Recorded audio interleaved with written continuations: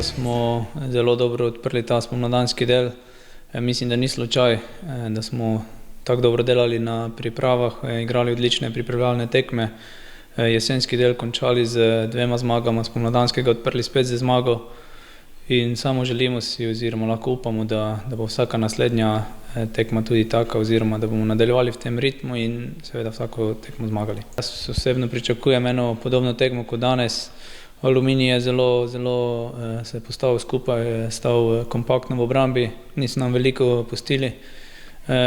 Vse to se spremeni, ko dosežeš zadetek, ko se ekipa mora nekako odpreti in nekaj podobnega pričakujem isto proti Bravu.